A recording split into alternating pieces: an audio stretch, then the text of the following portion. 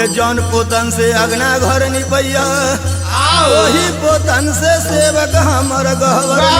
निपैया और काका कहले हो अभी कैसे हतया छतवाला चौ